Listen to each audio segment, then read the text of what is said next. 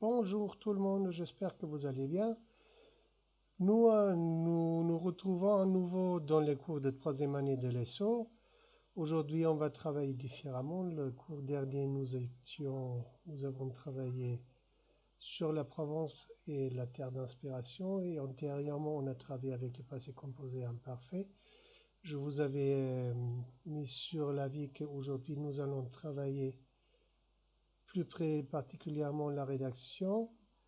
Vous allez écrire une carte postale de vacances en Provence, ça c'est important, puisque nous avons vu énormément de vidéos et je vous mets encore à votre disposition plus de matériel pour vous informer, pour rechercher un petit peu. Nous allons d'abord lire 2 ou 3 cartes postales dans le livre à la page 49 et puis ensuite continuer à faire une petite activité de lecture et d'activité dans les cahiers d'activité.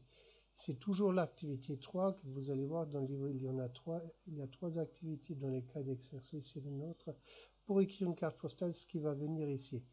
Puis c'est ça, on y va alors. Alors ça c'était la page web à laquelle je vous ai mené après. Comme inspiration pour la carte postale, vous le voyez il faut activer le flash, on va le permettre. Vous pouvez voir la vidéo que vous avez déjà vue dans une séance antérieure sur la Provence-Côte d'Azur d'Alpes, la Côte d'Azur, Provence-Alpes-Côte d'Azur. Il y a d'autres aspects un peu plus particuliers qui peuvent vous intéresser. Il y a des photos, il y a d'identité, il y a des cartes, il y a des personnages, un peu ce qu'on a déjà fait. Puis les médias. Il y a plein de choses. Naviguer un petit peu, ça peut être intéressant. Je pense que ça vous intéresse. Bien, aujourd'hui, nous, très particulièrement, de façon obligatoire, on a à écrire une carte postale. Nous allons d'abord lire ensemble. Vous voyez encore le timbre, le vieux timbre pour les cartes postales. Salut, bien arrivé hier à Nice. Il faisait bien, on était d'abord allé à se baigner. Après, on a fait un bon petit repas. Ça sent bon les épices. Fred cuisine super bien. À la semaine prochaine, Manu et Lauriane. Une autre carte postale. Chère Anne, comment vas-tu? Moi, j'ai passé quelques jours en Provence à côté de Beaucaire. Je me suis régalé. Le parfum des champs de lavande, des couleurs du ciel. Je n'ai pas trop envie de revenir vers le gris parisien. On se voit quand? Bise Juliette. Ma petite Laura chérie. Hier, j'ai fait une promenade à cheval. Quelle sensation de liberté. C'était merveilleux. Je sais que tu aimes les chevaux. C'est pour ça que je t'envoie ces cartes postales de la Camargue. Tu vois ici, ils ont l'air bien contents. Je t'embrasse. Étienne. Vous avez certainement trouvé les cartes postales de l'autre côté qui vont avec les textes. Allez, allez, allez, allez, allez, allez, allez, allez.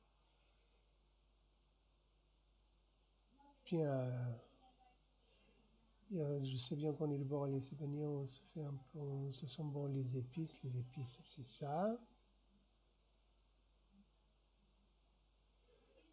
Je fais une promenade de cheval, qui est une sensation de liberté. En Camargue, c'est ça.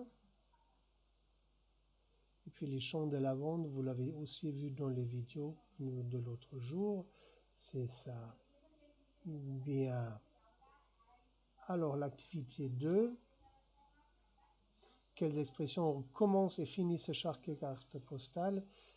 Vous faites d'abord à la maison, ça veut dire que vous le faites d'abord sans les solutions, regardez les solutions, et après vous faites ça. Alors vous arrêtez la vidéo. Pour commencer, salut, chère Anne, ou ma petite Laura chérie. Pour finir à la semaine prochaine, on se voit quand, bise, je t'embrasse. On peut également ajouter salut à la fin. Ok. L'activité 3, c'est écrire une carte postale des vacances. Vous ne le faites pas comme ça, vous le faites juste sur les vacances en Provence.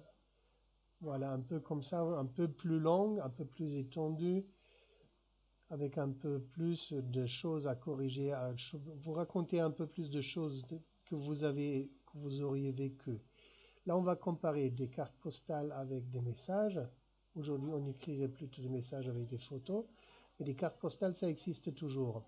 Alors, salut Mémé. Eh oui, je suis en Champagne, ton coin de France préféré. Tu vois, je pense à toi. On a visité des vignobles et la cathédrale de Reims. Je suis en voyage de classe. J'espère que tu vas bien. Je t'embrasse très fort, Myriam. Vous avez reconnu les formules d'ouverture, les formules de clôture.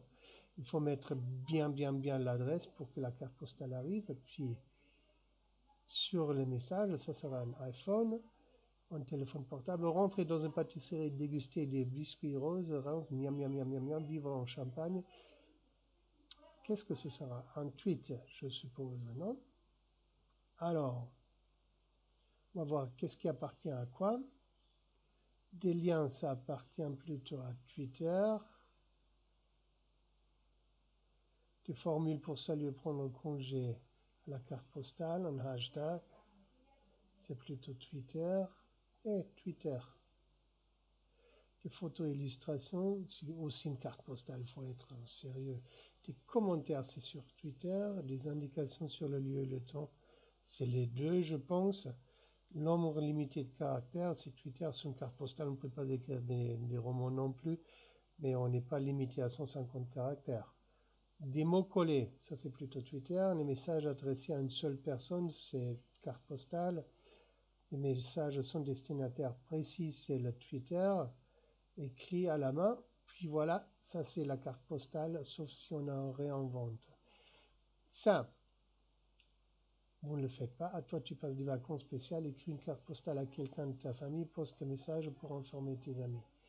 Vous ne le faites pas. Comme vous allez faire la rédaction ici, comme vous allez faire cette rédaction ici, vous êtes libéré de la troisième activité du livre, la troisième activité. Puis voilà, c'est tout pour aujourd'hui. J'espère que vous avez aimé le cours. Faites une bonne rédaction. J'aimerais bien relire quelque chose de très intéressant. Si vous avez des doutes et questions, bien sûr, vous me contactez les fois que vous voudrez. C'est normal.